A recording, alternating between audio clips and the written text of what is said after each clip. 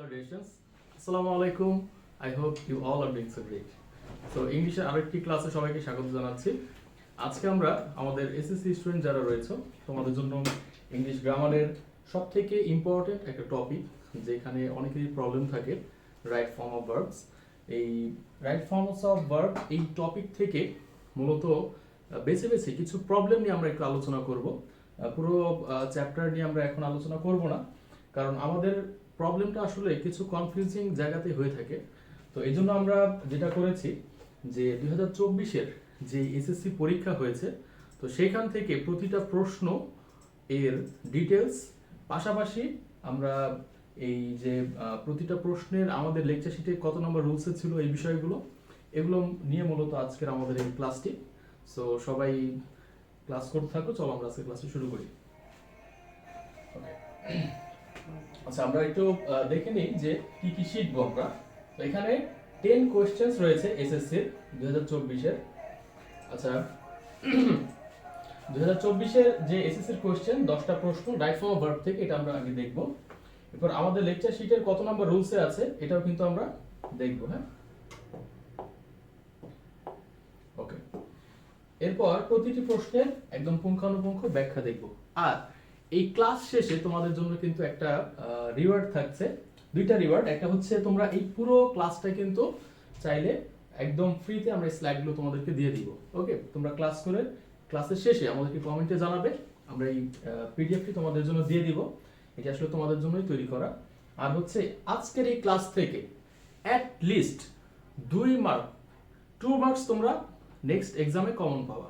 এটা তোমাদের স্কুলের এক্সামগুলোতেও থাকবে, অ্যান্ড ফাইনালে বোর্ডে নেক্সটে তোমাদের এখান থেকে আজকে যে টপিক, খুব ইম্পর্টেন্ট কিছু টপিক, আর এগুলোর কিছু সাইড টপিক আলোচনা করব গ্রামার রিলেটেড। তো এখান থেকে অ্যাট লিস্ট তোমরা 2 মার্কস কমন পাবে। ওকে, সো রাইট ফর্ম ভার্বের প্রথম প্রশ্নটা ছিল এই বছর যে এই নাম্বারে ছিল it dash a happy occasion. Right form ভার্বের পুরোটা মূলত প্যাসেজ আকারে ছিল, তো আমি এখানে কোশ্চেন আকারে একটা একটা করে সেন্টেন্স আকারে সাজিয়ে এনেছি যাতে বুঝতে সুবিধা হয়। তো it dash a happy occasion, এইটা এই রুলসটা ছিল আমাদের লেকচার শিটের 46 নং রুলসে। ওকে, যখন আমরা এই রাইট ফর্ম ভার্বের ক্লাসগুলো কমপ্লিট করি অনলাইনে এবং অফলাইনে, আমাদের সেখানে 46 নম্বর রুলসে ছিল, সেখানে বলা ছিল কোন সেন্টেন্সের ভার্ব তার সাবজেক্টের নাম্বার ও পার্সন অনুযায়ী ব্যবহৃত হয়। অর্থাৎ সাবজেক্ট সিঙ্গুলার হলে ভার্ব সিঙ্গুলার, আর সাবজেক্ট প্লুরাল হলে ভার্বটি প্লুরাল হয়। যেমন the colour of his eyes, এখানে হবে অ্যানসারটা শেষে লিখে দিয়েছি যাতে না দেখে পড়া যায়, ইজ ব্লু। এখানে subject the colour of his eyes, এই পুরোটা যেহেতু আমাদের একটা ফ্রেজ, আমরা কাউন্ট করব প্রিপজিশন এই অংশের পূর্বেরটা দ্য কালার, যেহেতু এটা সিঙ্গুলার তাই হবে ইজ, আইস কাউন্ট হবে না। একইভাবে the players in the field. Okay, তো এখানে সাবজেক্ট এই যে যেহেতু প্রিপজিশন ইন রয়েছে, এর পূর্বেরটা আমরা কাউন্ট করব দ্য প্লেয়ার্স টেকস অথবা আর taking rest. Okay, then number 3, দেখো 3 আর এই যে এই বছর যে প্রশ্নটা আসলো প্রায় কিন্তু same, it dash and easy task. Be ভার্বের কোন ফর্মটা হবে? ইট এর সাথে প্রেজেন্টের কি হবে? ইজ। তো ঠিক একই ভাবে এটার অ্যানসারটা হবে কি? It is a happy occasion. Okay, আশা করি তোমরা বুঝতে পেরেছো। তো চলো আমরা পরের প্রশ্নে যাই।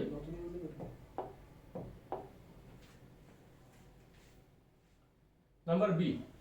Recently it dash a tradition to organize a birthday party. অর্থাৎ বর্তমানে যেভাবে বার্থডে সেলিব্রেশন হয় এটা নিয়ে বলা হচ্ছিল।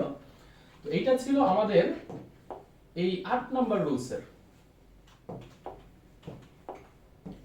এটা ছিল আমাদের লেকচার শিটের 8 নাম্বার রুলস, যেখানে বলা হয়েছিল just now, already, yet, ever, lately, recently, এগুলো থাকলে প্রেজেন্ট পারফেক্ট টেন্স হবে। অর্থাৎ প্রেজেন্ট পারফেক্ট টেন্স চেনার উপায় এই ওয়ার্ডগুলো, just now, already, yet, ever, lately, recently. তো এটা আমরা হচ্ছে মুখস্থ করে, তোমরা মুখস্থ করে ফেলবে এই ওয়ার্ডগুলো, এগুলো সেন্টেন্সে থাকলে বুঝবে যে সেই সেন্টেন্সটা হবে প্রেজেন্ট পারফেক্ট টেন্স।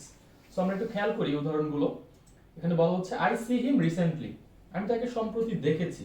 তো এখানে ব্র্যাকেটের সি এই ভার্বটা হয়ে যাবে আই হ্যাভ সিন। সি হয়ে গেল হ্যাভ সিন, দেখেছি। You ever be to Dhaka, যদি দেখো এখানে যে শেষে কোশ্চেন মার্ক দেওয়া থাকে তো বুঝবে যে এখানে বি ভার্বের শুধু একটা রূপ বসালেই হবে না, সেন্টেন্সের প্যাটার্নটা অ্যাসার্টিভ থেকে কিন্তু আমাদেরকে ইন্টারোগেটিভে নিয়ে যেতে হবে। সেই ক্ষেত্রে আমরা করব কি, have you ever been to Dhaka, অর্থাৎ তুমি কি ঢাকায় কখনো গিয়েছো, ইংলিশটা কি হবে have you ever been to Dhaka, এইভাবে। সো এটা দেখে বুঝে যাবে যে বি ভার্বে এখানে ভিতরি রূপটা আসবে বিন, আর হ্যাভ অক্সিলারিটা প্রথমে চলে যাবে। দেন হি গো আউট জাস্ট নাও, দেখো জাস্ট নাও থাকলে কি হবে প্রেজেন্ট পারফেক্ট, অর্থাৎ এই গো এটা কি পরিবর্তিত হয়ে গোজ হবে, উইল গো হবে, ওয়েন্ট হবে, না কি হবে, এটা আমরা চিনব কিভাবে, সেন্টেন্সের শেষে জাস্ট নাও এই সাইনটা দেখে আমরা বুঝে ফেলবো যে এটা প্রেজেন্ট পারফেক্ট টেন্স, কারণ এইটা বর্তমানে কোনো একটা কাজ সম্পূর্ণরূপে শেষ হয়েছে এরকম একটা প্রতিক্রিয়া ব্যক্ত করছে। তাই আমাদের এই গো হয়ে যাবে হ্যাজ গন। হ্যাজ গনের অর্থ কি গিয়েছে, আর শুধু গো যদি বলি গোজ বলি তাহলে অর্থ সে যায়।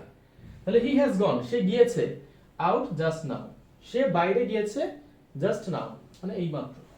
ঠিক একই ভাবে দেখো 2024 এ এসএসসির যে প্রশ্নটা এসেছে রাইট ফর্ম ভার্বের, যে recently it become a tradition, তাহলে রিসেন্টলি দেখে আমরা বুঝে ফেললাম যে এইটা প্রেজেন্ট পারফেক্ট টেন্স হবে। তাহলে এটার অ্যানসারটা কি হবে, সবাই একটু ট্রাই করো, অনেকে হয়তো পেরেছো, এটা হবে ইট হ্যাজ বিকাম। বিকাম এটার V3 অর্থাৎ পাস্ট পার্টিসিপলও কিন্তু বিকাম হবে, বিকাম বিকেম বিকাম। আশা করি বুঝতে পেরেছো। আর ইট যেহেতু থার্ড পারসন সিঙ্গুলার এর জন্য হ্যাজ। আচ্ছা আমরা চলে যাই পরের রুলসে। নাম্বার সি, নাম্বার সি তে ছিল one need to spend both time and money. আচ্ছা তো এই অপশনগুলো কিন্তু আসলে উপরে ছিল, হ্যাঁ এগুলো তোমাদেরকে এখানে রাইট ফর্ম ভার্ব করার ক্ষেত্রে দুইটা জিনিস মাথায় রাখতে হবে। একটা হচ্ছে স্টোরিটা পড়ে তোমাকে সম্পূর্ণ টেন্সটা আগে সেই কথার সুরটা বুঝতে হবে যে এটা কি অতীতকালের কথা হচ্ছে কিনা, পাশাপাশি উপরে এই অপশনগুলো কিন্তু তোমাকে আগে আইডেন্টিফাই করতে হবে যে এই নিড এই অপশনটা এখানেই বসবে, দেন তুমি হচ্ছে এই সেন্সটা কাজে লাগাবা যে এইখানে এটা কোন রুলস থেকে আসছে, বা সেন্টেন্সটা পড়ে যে আমি সাইনগুলোর কথা বলছি যে এটা দেখে আমরা প্রেজেন্ট পারফেক্ট বুঝবো, কন্টিনিউয়াস বুঝবো, তো এই তারপরে হচ্ছে এই থার্ড টার্মটা যেখানে তোমরা সেন্টেন্সের টেন্সটা আইডেন্টিফাই করে সেই অ্যানসারগুলো করবে। ওকে, তো এই ধরনের অপশনগুলো উপরে সাজানো থাকবে, এটা সুবিধার জন্য আমি কোশ্চেনের সাথে লিখেছি। দেখো তো এটা ছিল আমাদের নাম্বার 1 রুলস। এটা বলা হচ্ছিল যে প্রেজেন্ট ইনডিফিনিট টেন্সের ক্ষেত্রে সাবজেক্ট যদি থার্ড পারসন সিঙ্গুলার নাম্বার হয় তাহলে ভার্ব এর শেষে এস বাই এস যোগ হয়। খুব সহজ একটা নিয়ম, এটা আমরা মোটামুটি সবাই জানি, হ্যাঁ খুব একদম ক্লাস 6 7 5 এও কিন্তু এই রুলসটা পড়ানো হয়, একদম মানে রাইট ফর্ম ভার্বের প্রথম রুলসই ধরতে গেলে এটা, যে সাবজেক্ট যদি থার্ড পারসন সিঙ্গুলার হয় ভার্বের সাথে এস বাই এস। ওকে, যেমন হি গো